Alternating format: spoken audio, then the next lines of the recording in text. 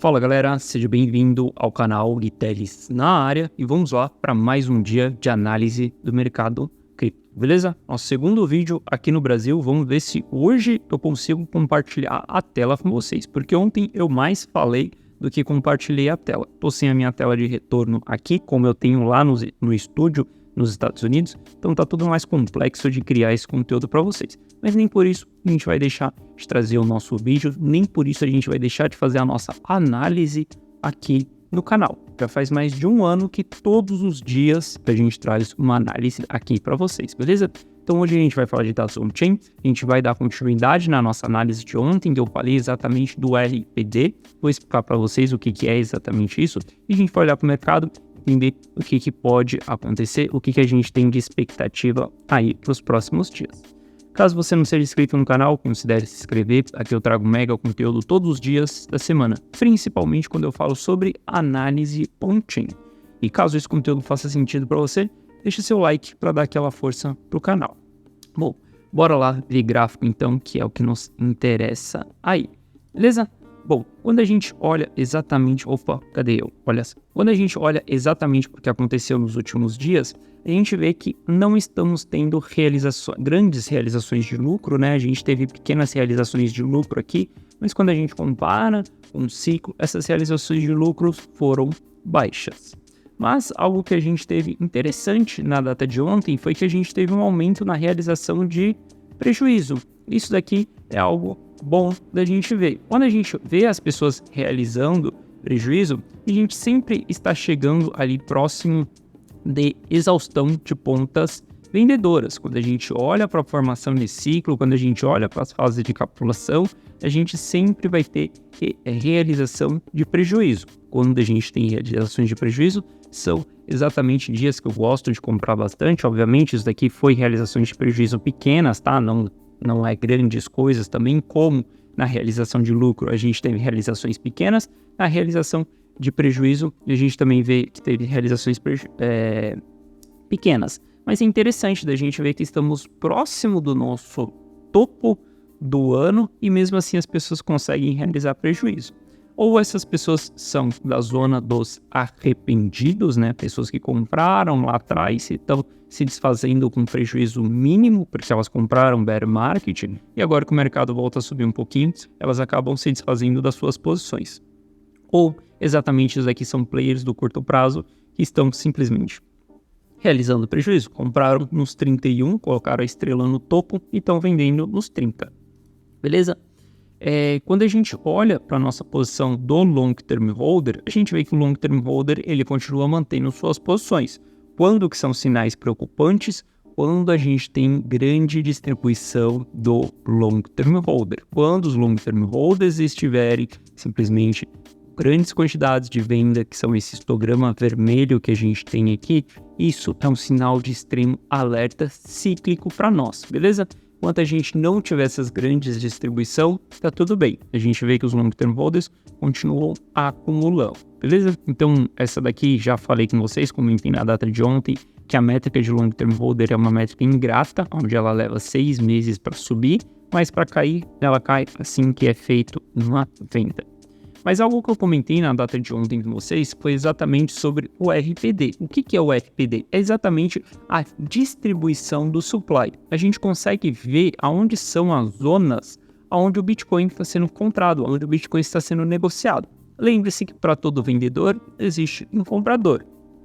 Para todo comprador também existe um vendedor. Essa matemática ela é 1 para 1. Se a gente não tem uma das pontas, a gente não tem transação. Quando a gente olha para o que aconteceu, a gente vai ver que o maior supply que a gente tinha estava exatamente lá por volta dos 16 mil dólares. Quando a gente bateu fundo, a gente teve as maiores negociações de supply. E quando a gente olha para a região que nós estamos aqui agora, a gente está tendo também a maior quantidade ali, a gente está ultrapassando um pouquinho agora, né? Agora essa daqui se tornou o all-time high desse momento do ciclo em transações de supply. Isso daqui poderia ser algo que nos chama atenção, porque a gente poderia considerar que as pessoas que compraram nos 15 mil dólares, elas estão vendendo nos 30 mil dólares. E é exatamente isso que a gente vai cavar, a gente vai tentar entender se está acontecendo ou não. Porque saca só, depois da gente ter uma alta aí de, cara, quase 100%, né, do patamar que nós estamos hoje, vou falar 100% para arredondar, a gente vê que tem muito interesse em realizar lucro. Eu tenho posições que comprei meus 16 mil dólares e, cara, eu não realizei lucro, mas tenho interesse também em realizar esse lucro. Só que quando a gente olha para isso daqui, para tentar entender se isso daqui é uma distribuição ou uma acumulação, a gente tem que cavar um pouco mais essa informação para a gente interpretar ela. Olha só, se a gente puxar exatamente esse mesmo gráfico que eu mostrei para vocês ali, só que aonde a gente consegue ver o que foi vendido e o que foi comprado, as barras azuis é o supply que está na mão do long term holder, a barra laranja e vermelha o supply que está na mão do short term holder. Quando a gente tem essas barras aqui mais transparente, azul mais transparente, é venda de long term holder. Quando a gente tem as barras mais transparentes aqui em vermelho e em laranja, é venda de short term holder.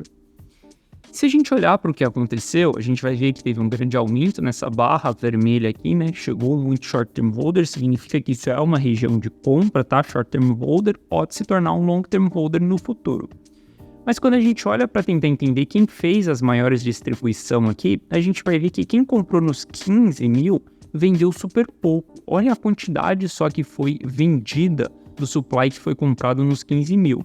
Quando a gente olha a maior venda que a gente tem, as maiores vendas que a gente tem, é exatamente dos short term holders, não é vendas dos long term holders. Se a gente olhar aqui, ó, a quantidade que o long term holder está vendendo, que as barras azuis estão diminuindo, é uma quantidade bem pouca, uma quantidade bem baixa que a gente tem de vendas do long term holder. A maior quantidade de vendas é do short term holder. Ou seja, quando a gente olha para o RPD, isso daqui não me preocupa. A princípio, antes da gente cavar a informação, é uma preocupação que pode ser sim uma região de distribuição do long term holder. Mas quando a gente cava métricas e vai entender o que o long term holder está fazendo, ele não está se desfazendo das suas posições. Quando a gente olha exatamente para o RPD aqui para entender, separando dos investidores de longo prazo dos investidores de curto prazo, a gente vê que são os de curto prazo que estão transacionando. Quem mais fez venda dentro dessa região é a galera que comprou exatamente ali nos 26 mil dólares Bitcoin. Quando o Bitcoin bateu 26 mil dólares, entrou muito short term holder no mercado, essa galera está realizando agora, beleza? Então tá tudo bem, a gente vê que essa realização é uma realização de players do curto prazo. Não tenho preocupação. Bom, quando a gente olha aqui para o custo do investidor de curto prazo, a gente vê que o custo dele está subindo. Hoje a gente está ali na casa dos 27.700, 27.300 mais ou menos. Para mim essa vai ser a região de suporte caso o ativo venha a cair, beleza? Quando a gente olha para os investidores dos últimos 30 dias no MVRV, a gente vê que temos divergência no MVRV, ou seja, esses players estão realizando. E quando a gente fala dos últimos 30 dias, a gente está falando exatamente dessa região dos 26 mil dólares, ou seja, quem comprou ali nos 26 mil dólares, quem comprou exatamente essa região de fundo aqui que nós tivemos ali em julho, mais ou menos, essas pessoas estão realizando seu lucro. Tá tudo bem, isso pode travar o mercado um pouco, o mercado anda em ondas, movimentação de alta, movimentação de baixa, porque a gente sempre tem essa mistura entre investidores de longo prazo com investidores de curto prazo. Beleza? Então, os de curto prazo estão realizando aqui, tá tudo bem. Isso é o que constituiu esse travamento do preço que a gente tem. Eu espero, como eu falei na data de hoje, que a gente ainda vai ter uma movimentação de alta antes de iniciar um pullback. A gente ainda vai construir uma divergência no RSI, acredito que a gente vai buscar ainda uns 32, 34, não sei a região exata, mas acredito que a gente ainda vai dar uma pernada de alta para depois construir um pullback, exatamente como foi cá atrás. A gente fez um topo, depois a gente criou uma divergência, construiu um pullback, fez um topo, criou uma divergência, construiu um pullback. Eu acredito que a gente fez um topo, vai fazer mais um topo, depois a gente vai construir uma divergência, beleza? A gente continuar olhando para nossas carteiras aí que mais importam no ciclo, a gente vê que elas seguem acumulando. Principalmente a carteira de 1.000 a 10 mil bitcoins. O fato dessa carteira ter parado de distribuir é um sinal muito interessante. Obviamente que a carteira que mais vai me entregar sinais são as carteiras de 10 a 100. Porque de 10 a 100 elas venderam topo, se manteram estáveis até a gente chegar em fase de capitulação.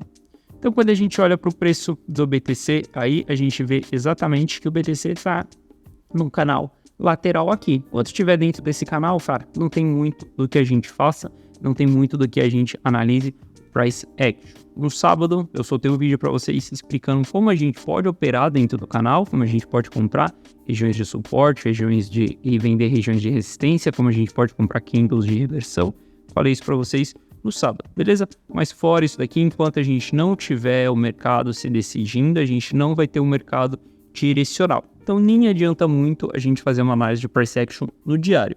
Obviamente que agora que eu tô aqui no Brasil, ao longo desses próximos 15 dias, né, serão 12 dias mais ou menos, eu não estarei operando no curto prazo. Então não vou abrir operações de trade. Por conta disso, nem tem porquê eu descer o time frame do gráfico, nem tem por que eu olhar gráfico de 4 horas, nem tem por que eu olhar gráfico de 1 hora, porque eu simplesmente não vou operar nesses dias. Não dá, já vai ser difícil gravar esse vídeo para vocês aqui, quem dirá conseguir operar nesse período. Então, enquanto a gente estiver nesse canal lateral aqui, zero decisão do mercado. Mas vale a gente olhar para os dados on-chain para entender o que está acontecendo. E se a gente olhar para a dominância do Bitcoin, a gente vai ver que a dominância do Bitcoin, ela não quer retrair. Na verdade, possa ser que a gente venha a ter uma nova lateralização aqui, para a gente ter um novo resfriamento do RSI, igual foi cá atrás, a gente teve uma lateralização. Quando a gente olha, foi simplesmente para o RSI respirar um pouquinho, para depois a gente ter uma nova pernada de alta.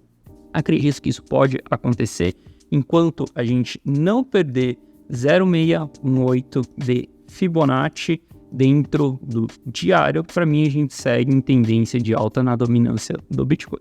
Se a gente segue em tendência de alta, não tem porquê você ter uma carteira mais exposta em altcoins, mas vale você estar exposto em Bitcoin. Porque se você olhar, cara, qualquer ativo, Send barra Bitcoin, Ethereum barra Bitcoin, cara, qualquer ativo barra Bitcoin, vai ver que o Bitcoin está ganhando seu valor no mercado. Então, mais vale a gente ficar exposto dentro desse ativo, beleza? Como eu não estou procurando operações de trade também, não tem porquê a gente analisar outros ativos. Eu sei que amanhã é dia da gente falar altcoin, mas vamos ver se a gente vai falar de altcoins. Eu vou trazer dados on-chain sobre as altcoins, vou tentar extrair leite de pedra no mercado para a gente ver o que comentamos amanhã sobre as altcoins. Inclusive, se você tiver alguma altcoin que você queira que analise, deixa aqui nos comentários que eu posso buscar para a gente ver se temos dados on-chain exatamente dessas altcoins. Fluxo para exchange, então MVRV dessas altcoins. Vamos ver se eu consigo encontrar alguma coisa desse tipo. Beleza? Bom, então é isso, galera. Espero que vocês tenham gostado da análise de hoje. Amanhã estou de volta aqui no canal, trazendo mais um conteúdo para vocês. Se você não for inscrito no canal, considere se inscrever. E se esse conteúdo fizer sentido para você, deixe seu like para dar aquela força pro canal. Beleza? Então tamo junto, gravando o vídeo aqui um pouco mais cedo para vocês. São 7 da manhã aqui no Brasil, né? Ia falar aqui nos Estados Unidos. Então o vídeo vai subir um pouco mais cedo aí. E agora vou curtir um pouco as férias aqui com a família. Beleza? Então é isso, tamo junto. Forte abraço e eu te vejo amanhã. Valeu!